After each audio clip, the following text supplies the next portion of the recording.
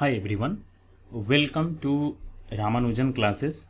I am Shekhar sir presenting today's video lecture 1 on the topic of fundamental of vector. In this video lecture, I will discuss following topics. At first, what is vector? Then representation of vector, parts of vector, effect of vector, angle between two vectors and finally more about the vectors. तो चलिए आज का video lecture start करते हैं। तो सबसे first हम लोग ये जान लेते हैं कि आखिर वेक्टर बोलते किसको है। तो कोई भी ऐसा फिजिकल क्वांटिटी जिसमें डायरेक्शनल इफेक्ट हो, तो सर अब यहाँ डायरेक्शनल इफेक्ट किसको बोलते हैं, तो वो चीज़ पहले समझ लीजिए। तो कोई भी फिजिकल क्वांटिटी जिसमें डायरेक्शनल इफेक्ट हो उसको हम वेक्टर बोलेंगे। अब यहाँ आप देखिए, इस डायरेक्शनल इफेक्ट को हम दो एग्जाम्पल से आपको डेमोन्स्ट्रेट कर रहे हैं। सपोज कर लीजिए कि एक यहाँ इलेक्ट्रिक सर्किट है जिसमें मैंने 6 वोल्ट का एक बैटरी कनेक्ट किया है और ये इस तरह से करंट इसमें फ्लो हो रहा है। तो यहाँ करंट हायर पोटेंशियल ए से बी फ्लो करेगा in the direction of A B, और इसका रिजल्ट होगा कि बल्ब ग्लो करने लगेगा सम ब्राइटनेस के साथ। तो यहाँ करंट का क्या इफेक्ट हुआ? करंट का इफेक्ट हुआ कि when current flows through the circuit bulb start to glow.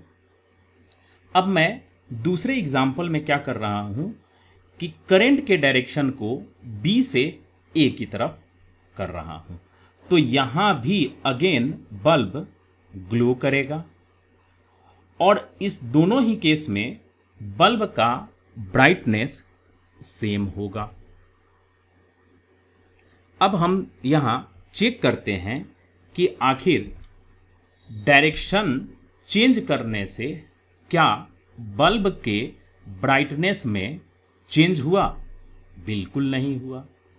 तो हम कह सकते हैं कि दोनों ही केस में डायरेक्शन किसी भी तरह से हो, either from A to B या बी से ए हो, दोनों ही केस में करंट के फ्लो होने से बल्ब में सेम ब्राइटनेस ग्लो हो रहा है।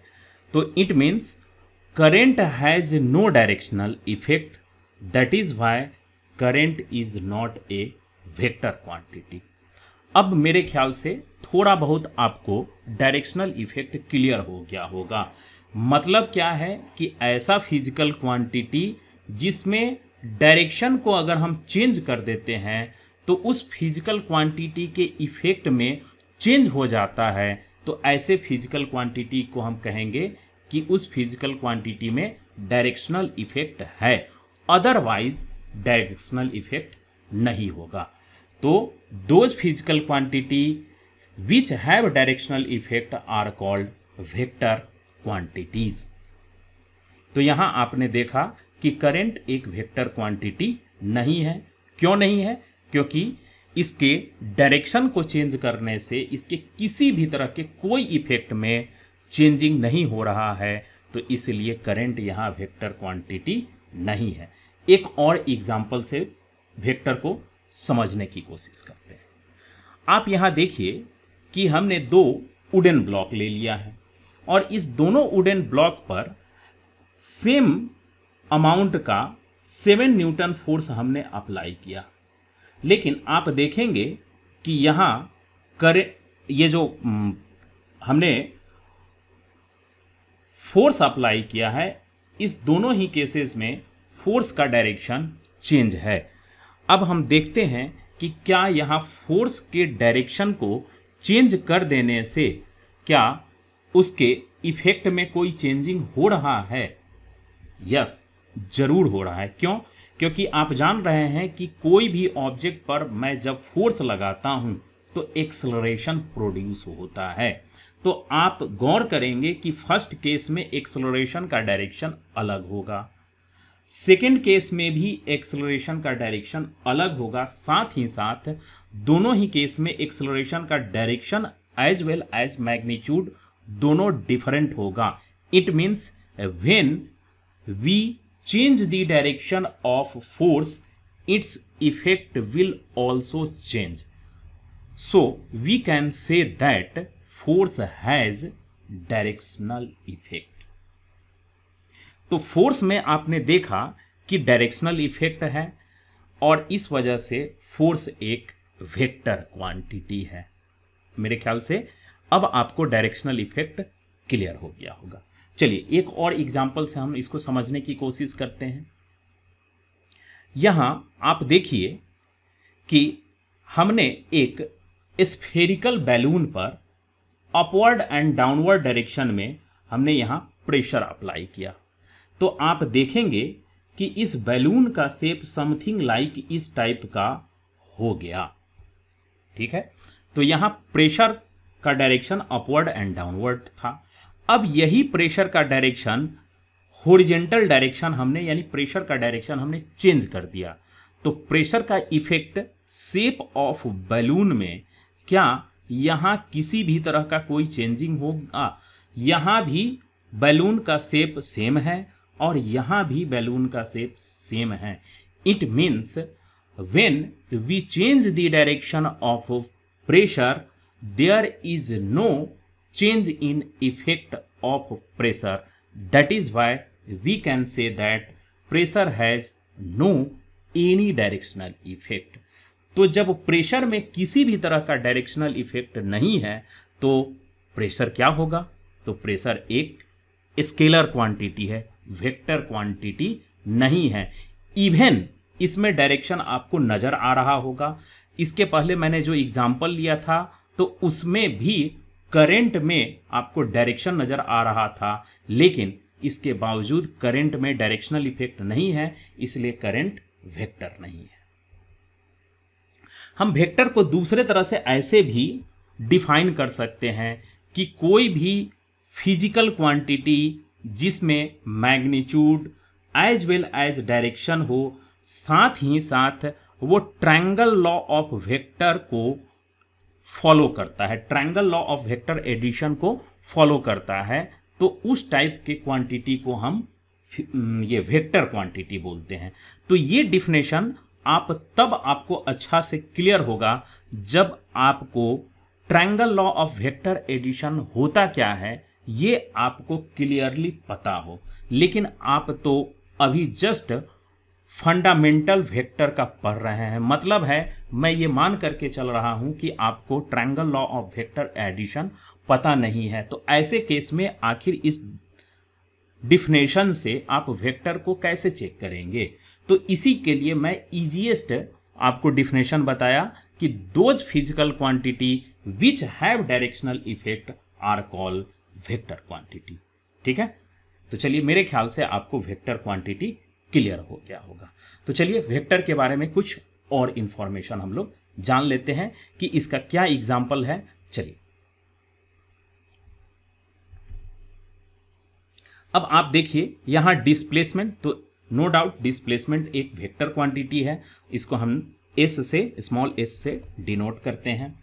फिर वेलोसिटी भी वेक्टर क्वांटिटी है, एक्सेलरेशन ये अगेन एक वेक्टर क्वांटिटी है, फोर्स मैंने बताया ही वेक्टर क्वांटिटी है। इन सारे क्वांटिटीज में डायरेक्शनल इफेक्ट है, मीन्स डायरेक्शन को चेंज करने से इस क्वांटिटी के जो भी इफेक्ट होंगे उसमें जरूर चेंजिंग होगा, तो इसलिए ये सारे क्वांटिटीज वेक्टर क्वांटिटीज हैं। लीनियर मोमेंटम, एंगुलर मोमेंटम ये भी एक वेक्टर क्वांटिटी है जो कि आप आगे पढ़ेंगे। इंपल्स, करंट डेंसिटी, याद रखिए करंट एक स्केलर क्वांटिटी है लेकिन करंट डेंसिटी एक वेक्टर क्वांटिटी है जिसका डायरेक्शन करंट के ही डायरेक्शन में होता है।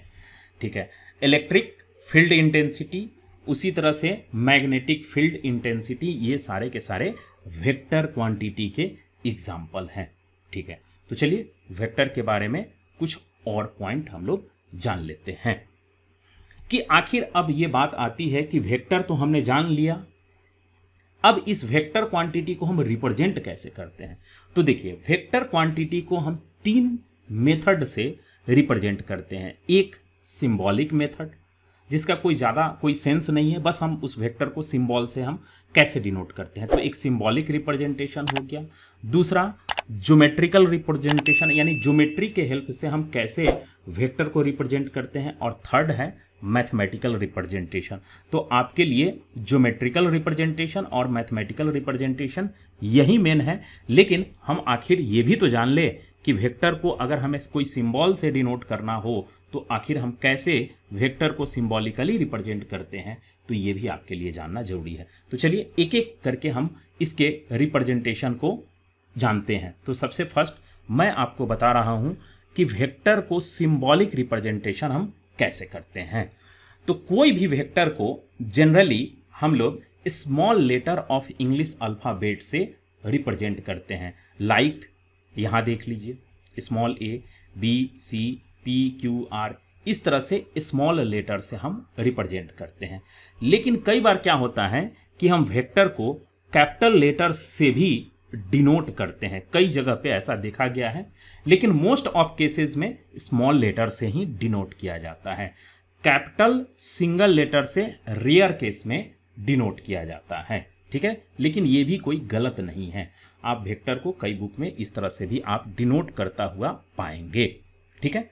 चलिए इसके बाद हम वेक्टर को, आपको अभी बताएं कि ये सबसे ज़्यादा कॉमन इस तरह से हम लोग यूज़ करते हैं। और दूसरा रिप्रेजेंटेशन क्या होता है कि combination of two letter, two capital letter से भी हम वेक्टर को डिनोट करते हैं। जैसे यहाँ P Q, A P, B C, A B, इस तरह से। तो मैक्सिमम रिप्रेजेंटेशन वेक्टर का आप इस तरह से देखेंगे। और दूसरा, ये इस टाइप के रिप्रेजेंटेशन को बहुत ही कम जगह पे आप देखेंगे, ठीक है। मैक्सिमम इसको और इसको देखेंगे। अब है क्या कि कई बार जो नेम्ड वेक्टर होता है, तो अब सर आप पूछेंगे कि नेम्ड वेक्टर क्या होता है। तो ऐसे वेक्टर जिसका पर्टिकुलर नेम है, ठीक है, पर्टिकुलर नेम। जैसे फोर्स, तो वेक्टर में एक वेक्टर तो कई सारे क्वांटिटी होंगे, तो ये वेक्टर एक कॉमन नेम है।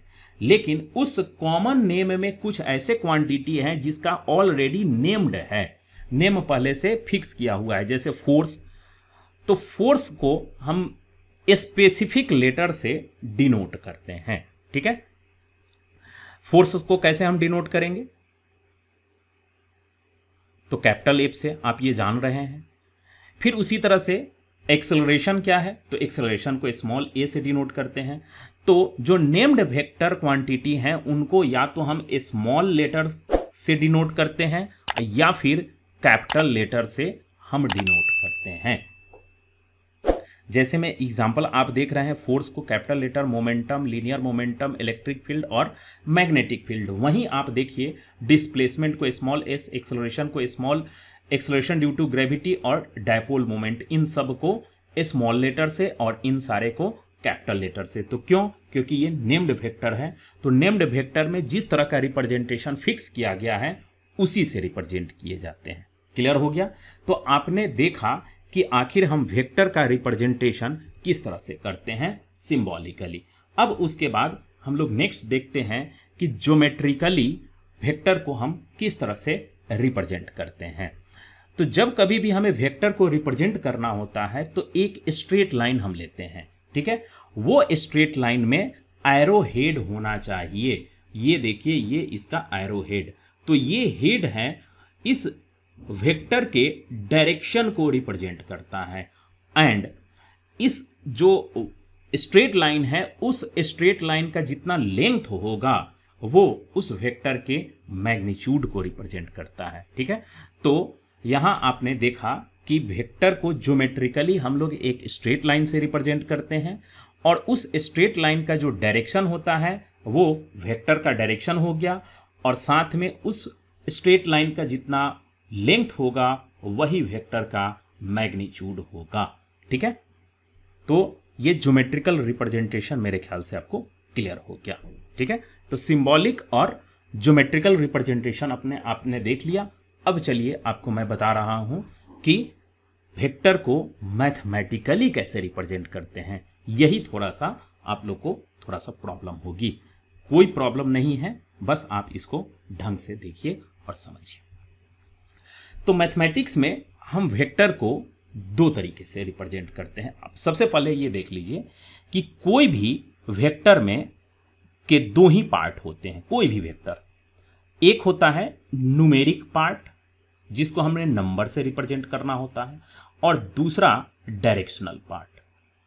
तो मैथमेटिक्स में क्या करते हैं कि हमें दो मेथड से वेक्टर को रिप्रेजेंट करना होता है। एक ऐसा मेथड जिसमें उसके मैग्नीट्यूड और डायरेक्शन सेपरेटेड होना चाहिए, जैसे जिसको हम लोग बोलते हैं separate form of magnitude and direction.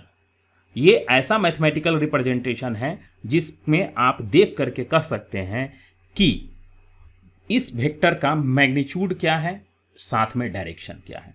वहीं दूसरा एक और भी फॉर्म होता है जिसमें मैग्नीट्यूड एंड डायरेक्शन को कंबाइंडली हम रिप्रेजेंट करते हैं मैथमेटिक्स में।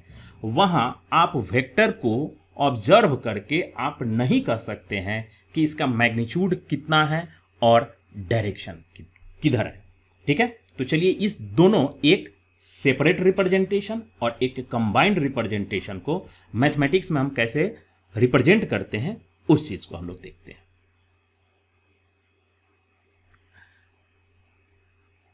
तो यहां हमने आपको बताया कि सेपरेट और ये कंबाइंड फॉर्म में कैसे रिप्रेजेंट करते हैं, तो इसका डिटेल आप देख लीजिए।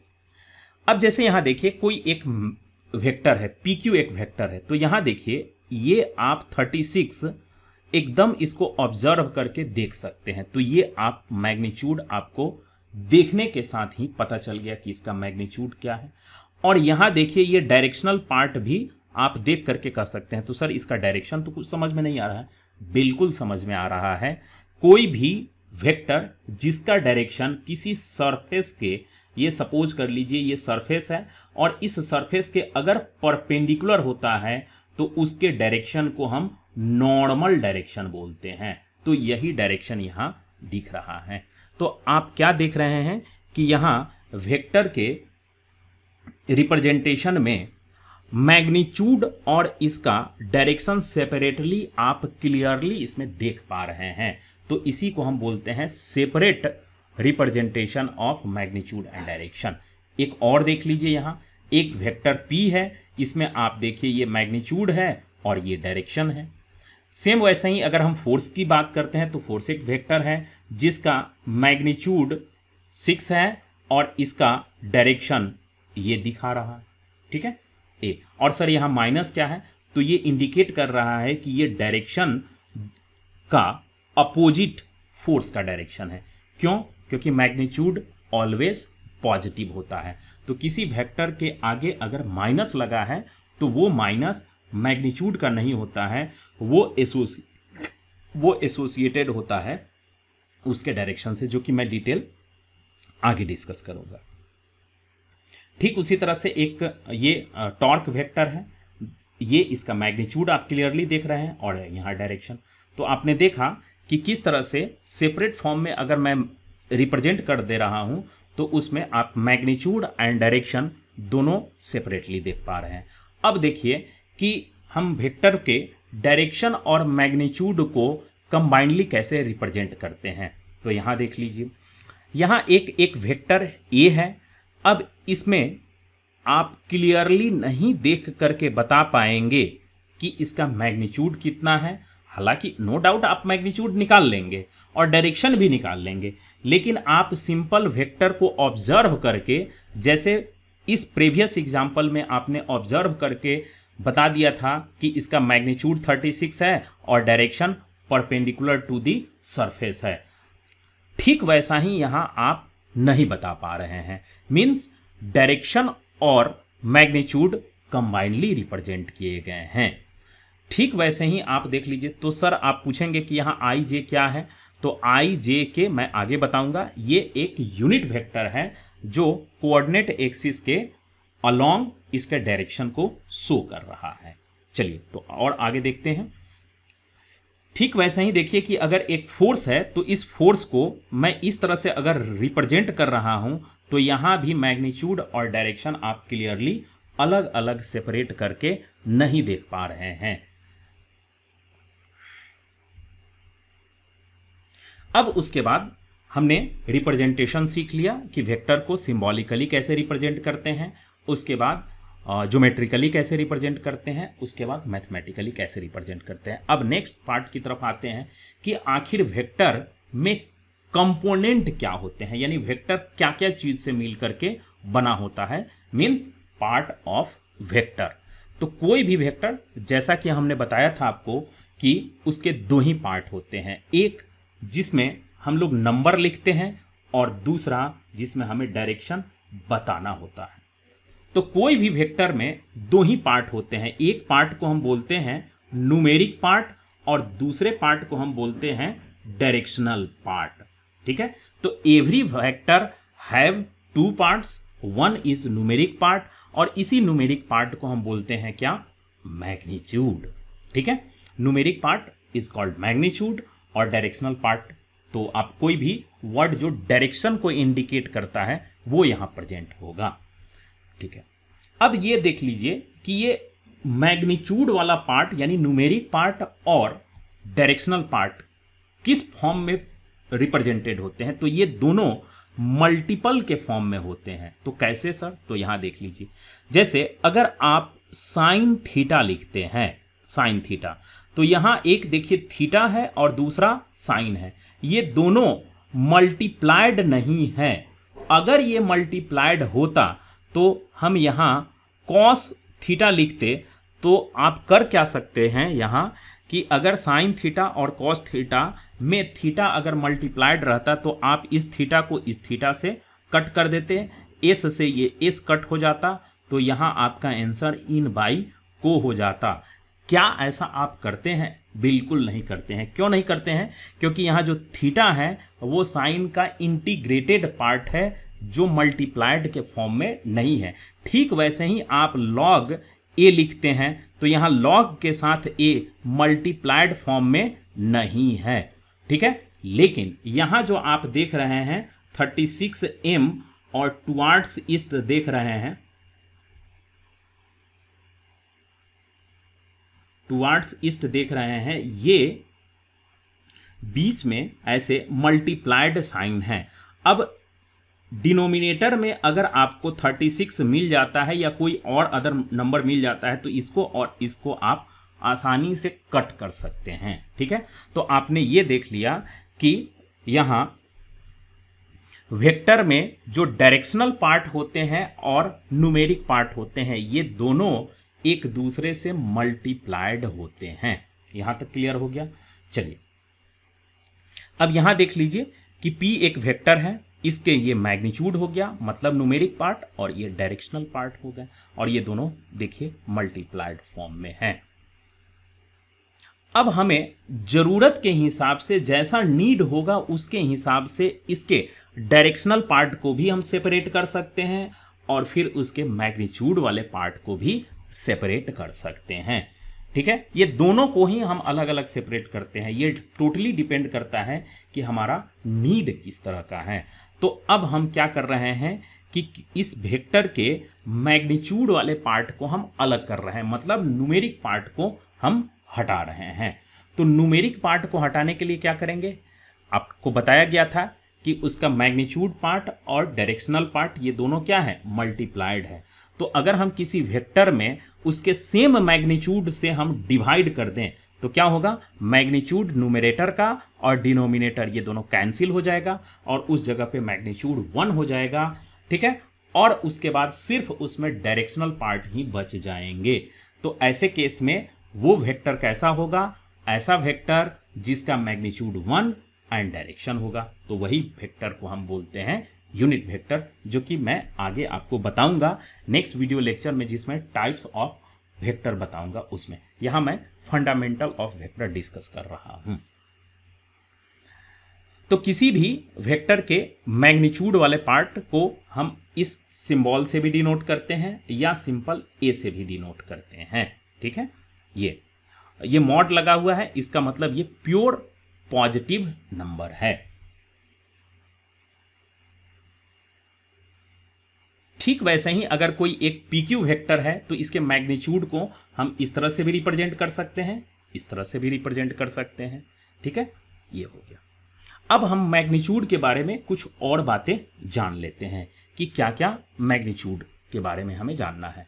तो मैंने बताया है पहले से ही कि मैग्नीट्यूड क्या है, एक प्योर नंबर है और वो कैसा है, ये हमेशा एक पॉजिटिव होता है और कभी भी ये याद रखिएगा कि नेगेटिव नहीं होगा। सर क्यों नहीं होगा?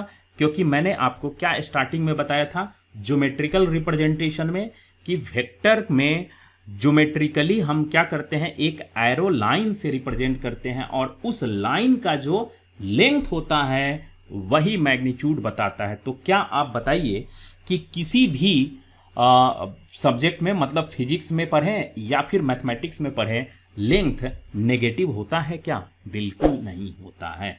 तो इसीलिए हम कभी भी वेक्टर के मैग्नीट्यूड को नेगेटिव नहीं करेंगे। और मैंने बताया है कि वेक्टर के आगे अगर माइनस लगा हुआ है तो वो मैग्नीट्यूड के साथ एसोसिएटेड नहीं होता है, डायरेक्शन के साथ एसोसिएटेड होता है। क्लियर हो गया?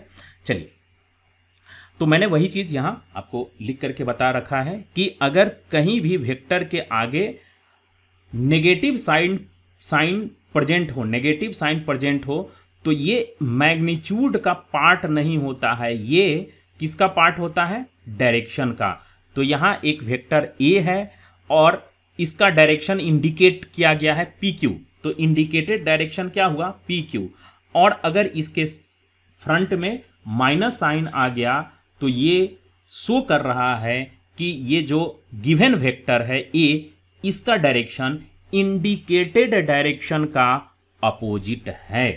तो यहां इंडिकेटेड डायरेक्शन PQ है, तो इसका मतलब उसका अगर हम अपोजिट करेंगे तो डायरेक्शन हो जाएगा फ्रॉम Q से P। यहां याद रखिएगा कि इस तरह के अगर हम वेक्टर को रिप्रेजेंट करते हैं सिंबॉलिकली, तो जो फर्स्ट लेटर होता है वो इनिशियल पॉइंट को इंडिकेट करता है और सेकेंड फाइनल पॉइंट को। तो अभी क्या था, इसका डायरेक्शन था फ्रॉम P टू Q, लेकिन इसके सामने माइनस साइन है, तो अब इसका ओरिजिनल डायरेक्शन होगा फ्रॉम Q टू P, यहां जो कि मैंने बता रखा है। क्लियर हो गया? चलिए अब नेक्स्ट आगे देखते हैं। हमने क्या किया कि मैग्नीट्यूड को हमने सेपरेट कर दिया और इस सेपरेशन को जिस प्रोसेस से, जिस हम लोग ऑपरेशन से मैग्नीट्यूड को सेपरेट करते हैं, उस ऑपरेटर को हम कहते हैं मॉडुलस ऑपरेटर या मॉड बोलते हैं शॉर्ट में। तो किसी वेक्टर के मैग्नीट्यूड को सेपरेट करना होता है तो उसमें मॉड लगा देते हैं, तो डायरेक्शन ऑटोमेटिकली वहां से रिमूव हो जाता है। सपोज कर लीजिए कि हमारे पास कोई वेक्टर PQ है ऐसे, और जैसे ही हम इसमें मॉड लगा देंगे तो ये अंडरस्टूड है कि इसमें जो भी डायरेक्शन होगा वो डायरेक्शन यहां से रिमूव हो जाएगा। अब ये सिंपल प्योर नंबर रहेगा। ठीक है, चलिए ये क्लियर हो गया आपको। अब आगे और देख लेते हैं।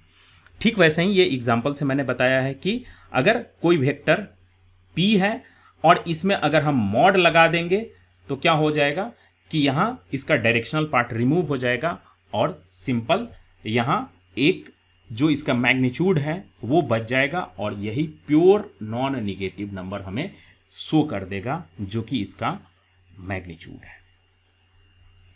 ठीक वैसे ही एक कोई फोर्स वेक्टर है, इसमें अगर मैं मॉड ऑपरेशन लगा देता हूं तो इसका मैग्नीट्यूड सेपरेट हो जाएगा 6 न्यूटन और डायरेक्शन कहां चला गया सर? रिमूव हो गया। अब इसको यहां तो मैग्नीट्यूड एंड डायरेक्शन सेपरेटली था तो आप आसानी से रिमूव कर दिए। अब सर इसमें हम क्या करेंगे? तो इसमें बस इसका मैग्नीट्यूड निकालने के लिए हम क्या करते हैं कि I, J और K के कॉफिशिएंट को स्क्वायर रूट करके जो भी रिजल्ट आता है वही मैग्नीट्यूड होता है। तो इसका मैग्नीट्यूड यही मॉड ऑपरेशन इस फॉर्म में कन्वर्ट हो जाता है। ठीक है, सेम वैसा ही इसका अगर हम मैग्नीट्यूड निकालेंगे तो इतना √41 आएगा। तो आपने ये देख लिया कि मैग्नीट्यूड हम किस तरह से सेपरेट करते हैं। अब बता रहे हैं आपको कि किसी भी वेक्टर के डायरेक्शन को हम कैसे अलग करते हैं, डायरेक्शनल पार्ट। तो जितने जो वेक्टर होते हैं उन सब में इसका डायरेक्शनल पार्ट इंटीग्रेटेड होता है। मतलब क्या हुआ कि अगर किसी वेक्टर में हम डायरेक्शन पार्ट को रिमूव कर देंगे तो फिर वो वेक्टर नहीं रह पाएगा, ठीक है, और वो वेक्टर अपना मीनिंग, जो वेक्टर होने का जो मीनिंग है वो लॉस हो जाएगा उसका। तो चलिए, लेकिन कई बार क्या है कि हमें डायरेक्शन पार्ट को रिमूव करना पड़ता है अलग, तो उसके लिए हम क्या करते हैं वो हम आपको बता रहे हैं।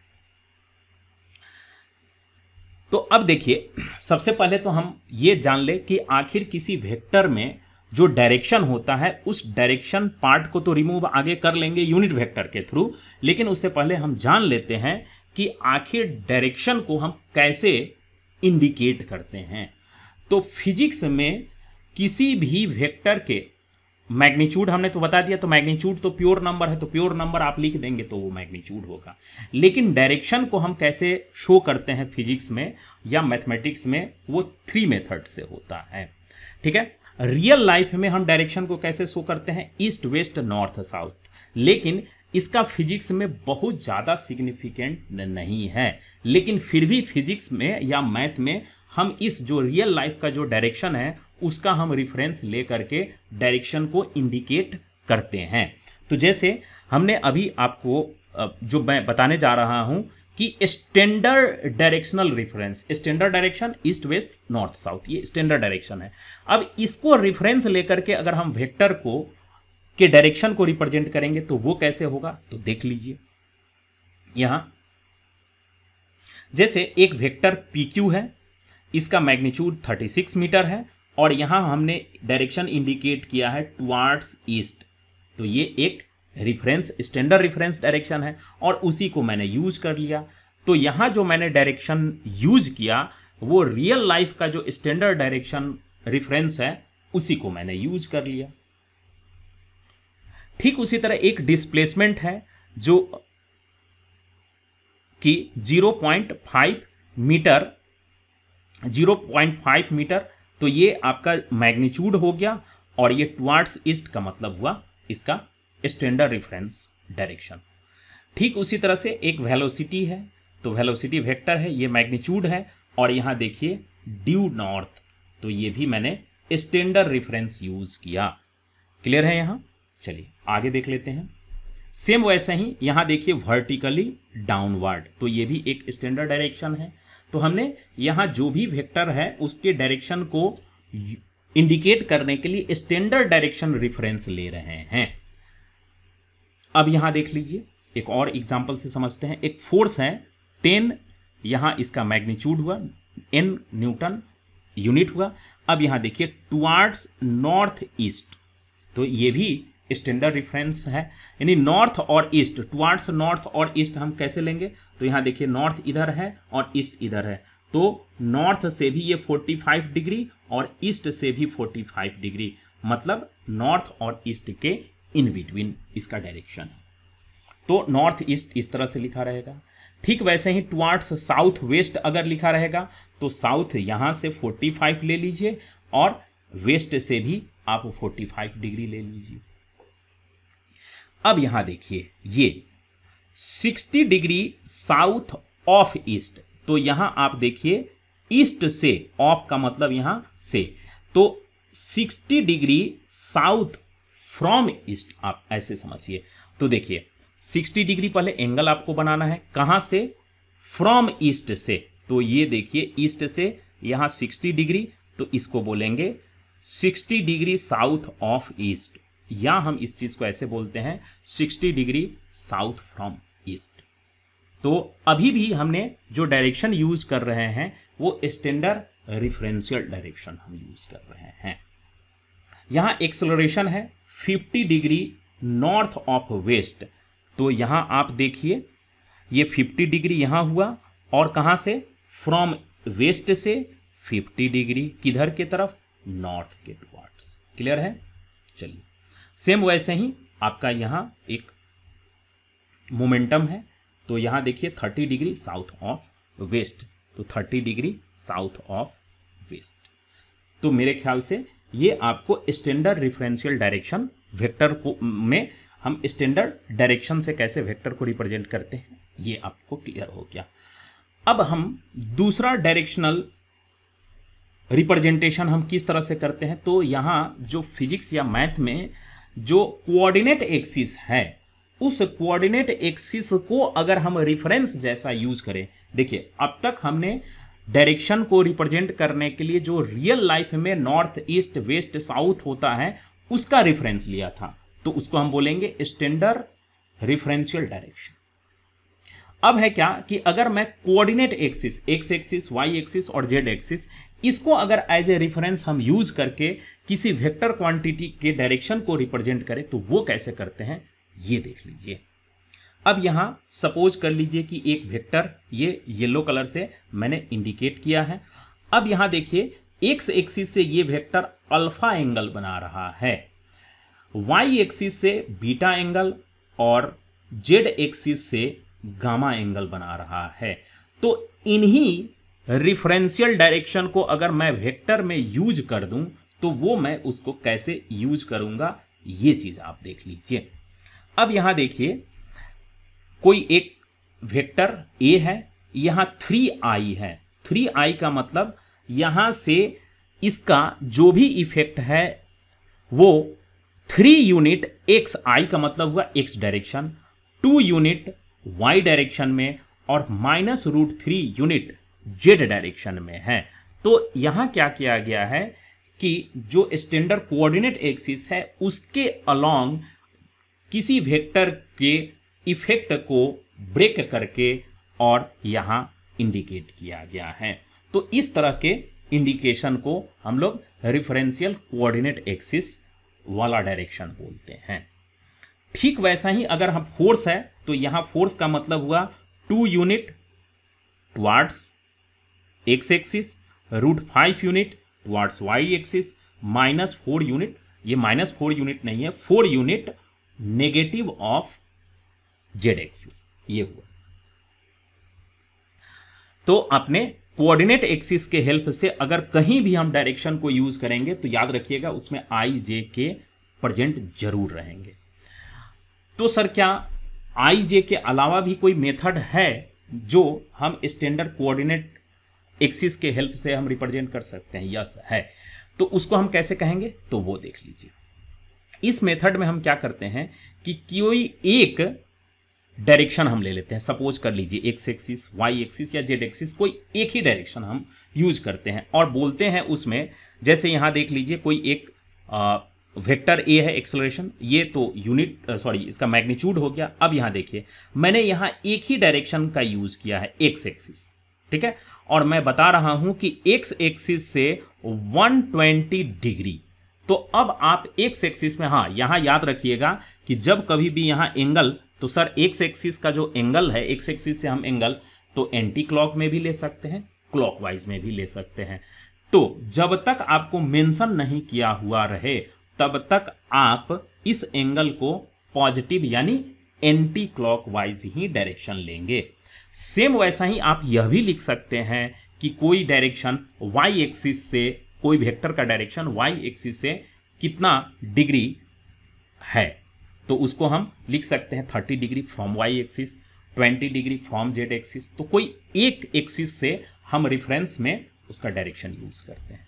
तो आपने समझ लिया कि अगर हम वेक्टर में डायरेक्शन यूज करते हैं तो किस तरह से, या तो स्टैंडर्ड डायरेक्शन है उसको रेफरेंस लेकर के यूज कर लीजिए, दूसरा या तो कोऑर्डिनेट एक्सिस, तीनों कोऑर्डिनेट एक्सिस का रेफरेंस लेकर के आप डायरेक्शन को इंडिकेट कर दीजिए जिसको मैंने आई जे के फॉर्म में बताया है, और तीसरा कोई एक कोऑर्डिनेट एक्सिस को ले लीजिए और एंगल के फॉर्म में आप डायरेक्शन को इंडिकेट कर दीजिए। तो मेरे ख्याल से ये डायरेक्शन आपको क्लियर हो गया। चलिए अब नेक्स्ट टॉपिक देखते हैं।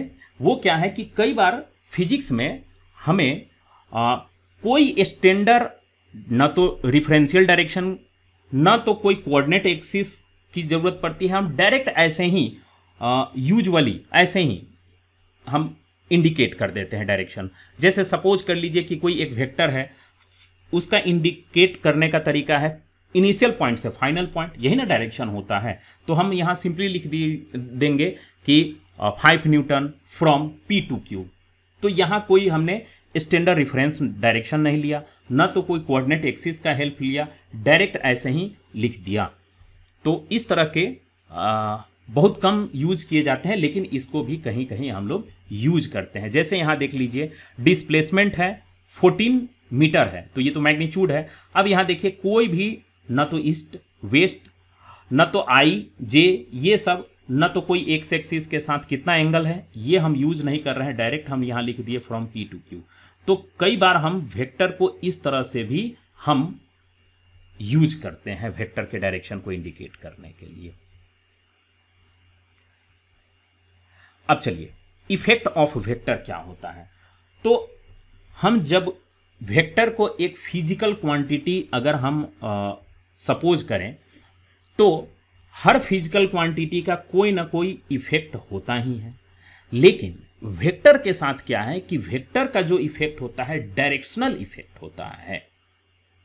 तो अगर हम कोई वेक्टर को स्टैंडर्ड मेथड से रिप्रेजेंट करें तो एक्स एक्सिस, वाई एक्सिस और जेड एक्सिस, तीनों एक्सिस उसमें इन्वॉल्व होता है, यानी 3 डायरेक्शन उसमें इंक्लूडेड होते हैं।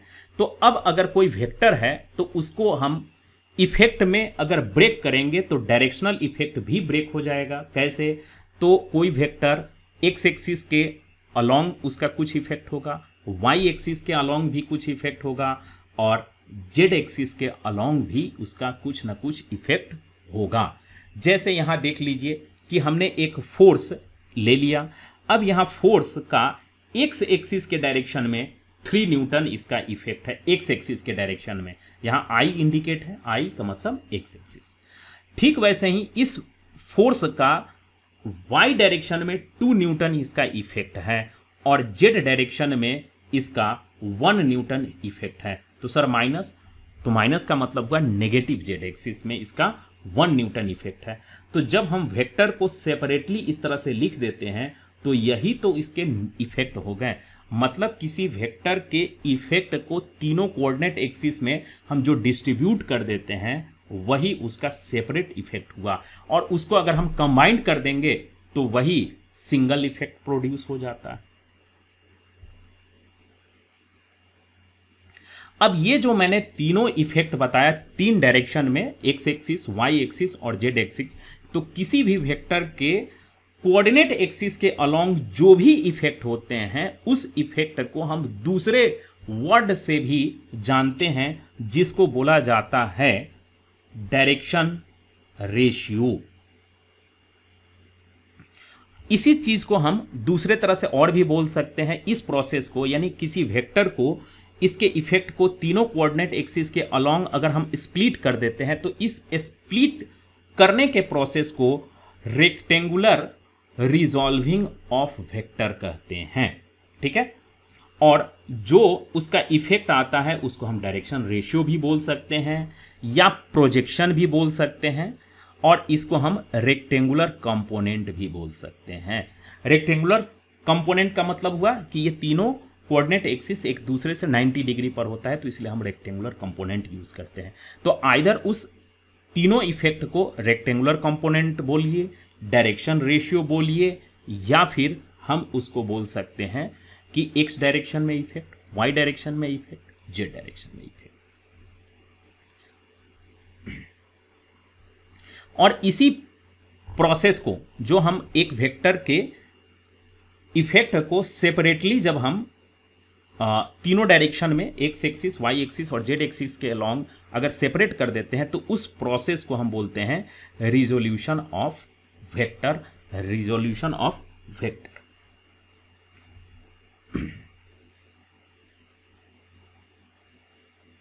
अब यहां जो हमने यहां डायरेक्शन रेशियो बताया, तो इसी डायरेक्शन रेशियो वो कुछ अलग चीज नहीं है।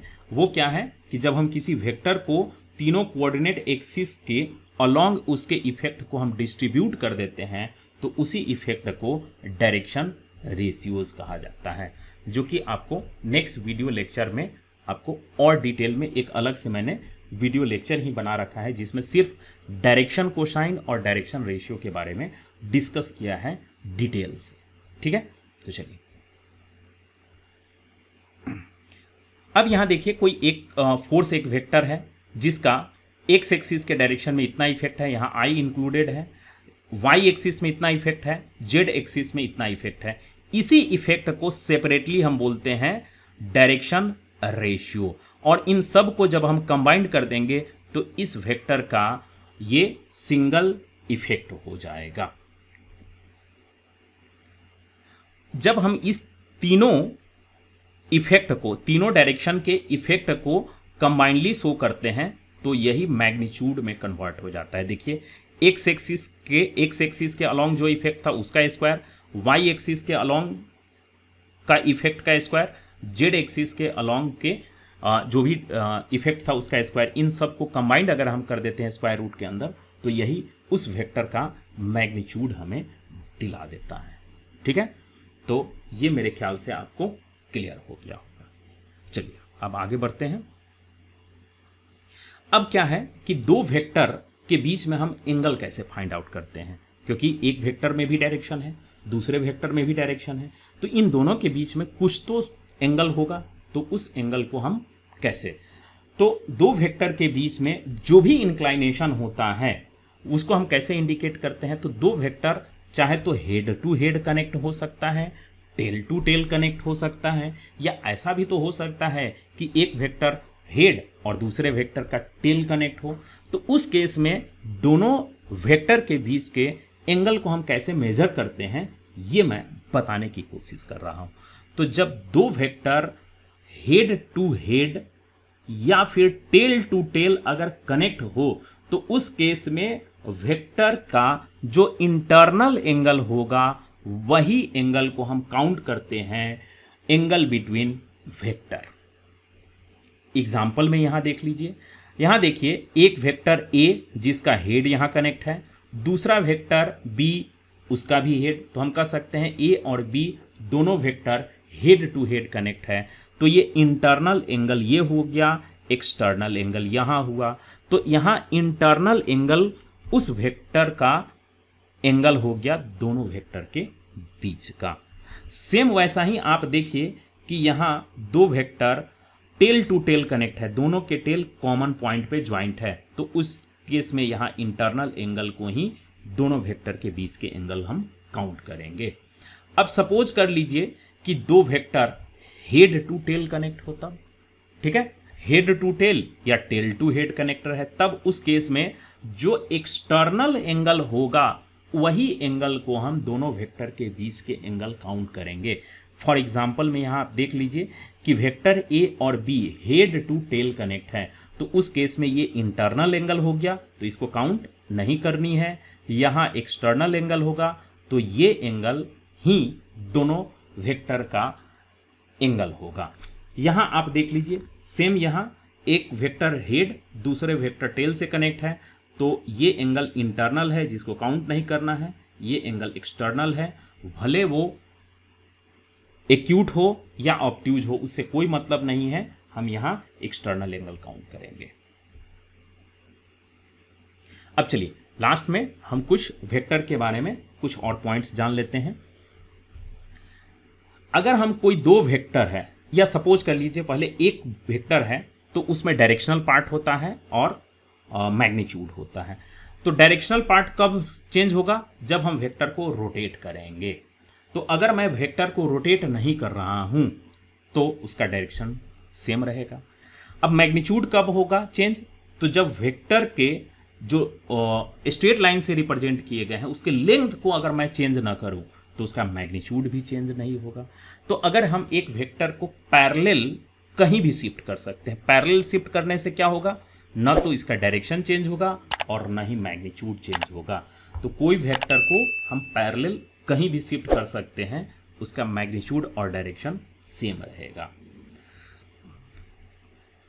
अब अगर हम वेक्टर को 180 से रोटेट कर दें तो याद कीजिए मैंने उसका लेंथ चेंज नहीं किया है, रोटेट किया है, तो उसका सिर्फ और डायरेक्शनल पार्ट ही चेंज होगा और डायरेक्शन उसका रिवर्स हो जाएगा। सेम वैसा ही अगर हम किसी वेक्टर को 2 पाई यानी 360 से हम रोटेट कर दें तो फिर से उसी पॉइंट पर आ जाएगा और उसी डायरेक्शन में, तो ऐसे केस में डायरेक्शन इस बार नहीं चेंज होगा। तो मतलब है क्या कि 2 पाई एंगल को छोड़ करके बाकी किसी भी एंगल से आप अगर वेक्टर को रोटेट कर दे रहे हैं तो वैसे केस में उसका डायरेक्शन चेंज हो जाएगा, लेकिन मैग्नीट्यूड सेम रहेगा। ठीक है, तो यहां अदर देन 2 पाई या फिर 2 पाई के मल्टीपल, इसको छोड़ करके बाकी किसी भी एंगल से 2 पाई का मल्टीपल हुआ 4 पाई, 6 पाई, 8 पाई, इस तरह से, तो इसको छोड़ करके बाकी किसी भी एंगल से अगर आप वेक्टर को रोटेट करते हैं तो उसका डायरेक्शन चेंज हो जाएगा।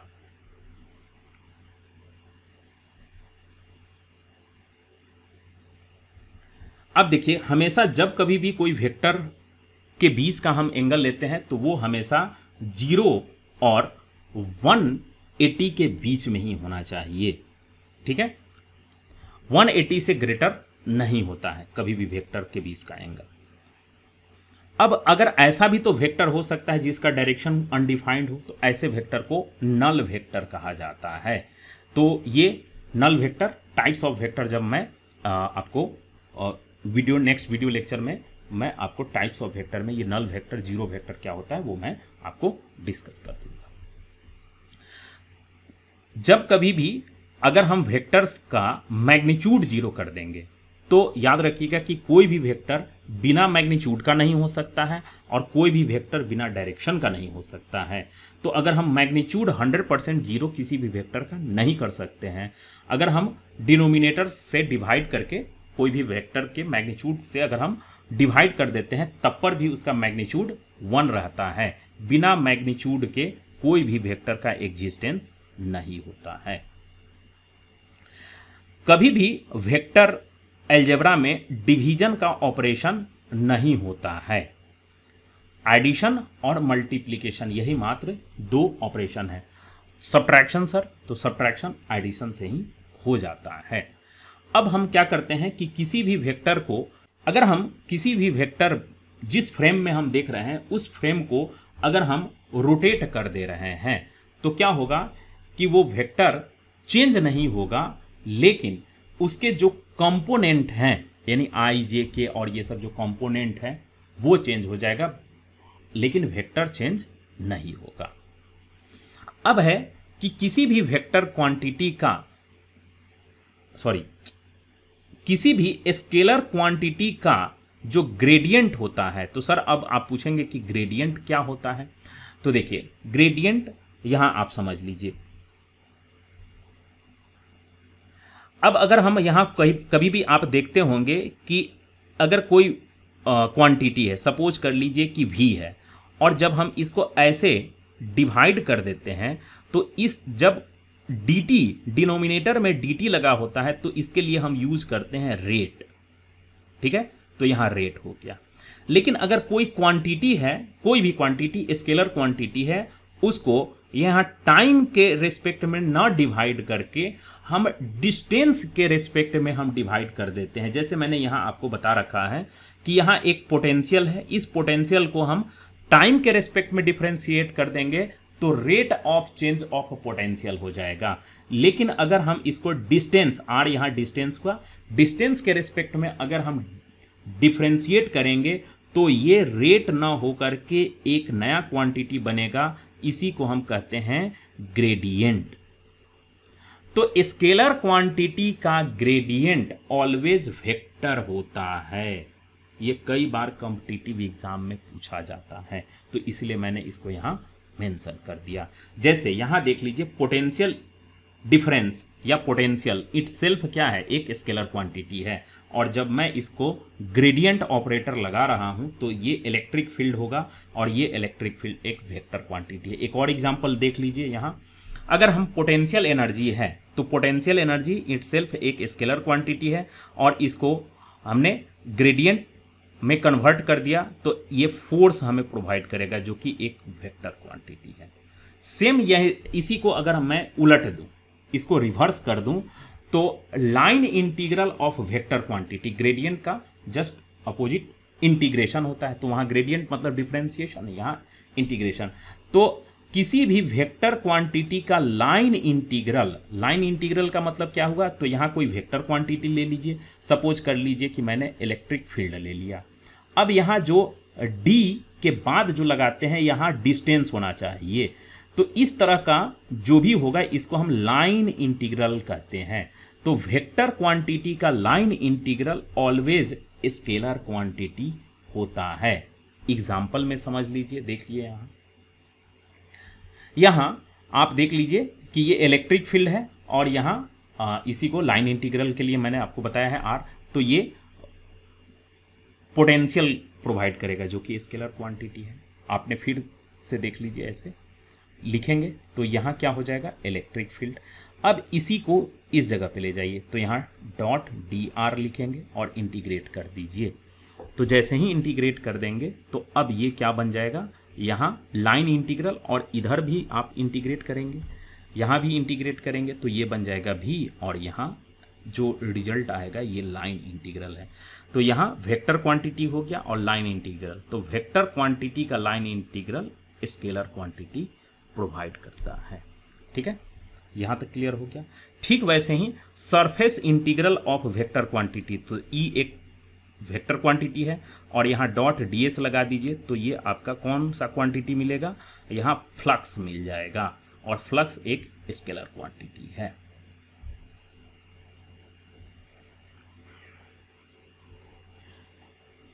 चलिए, तो मेरे ख्याल से ये वीडियो लेक्चर आपको अच्छी तरह से क्लियर हो गया होगा, जो कि मैंने वेक्टर का फंडामेंटल जो टॉपिक है उस पर फोकस किया था। नेक्स्ट वीडियो लेक्चर में मैं आपको टाइप्स ऑफ वेक्टर, और ये वेक्टर का एक सीरीज है तो उसमें वेक्टर के डिफरेंट टॉपिक को मैं डिस्कस करूँगा। तो if you think this video lecture is helpful and useful, then please like, subscribe, comment देखिए आप लोग ज़रूर करेंगे। ठीक है, इससे क्या होता है कि हमें मोटिवेशन मिलता है कि किस टाइप के वीडियो हमें बनानी है, किस टाइप की वीडियो का आपका डिमांड है, तो इससे हमें बहुत ज़्यादा मोटिवेशन मिलता है। तो प्लीज़ कमेंट ज़रूर करेंगे आप लोग। ठीक है, तो चलिए आज यहीं रखते हैं। जय हिंद।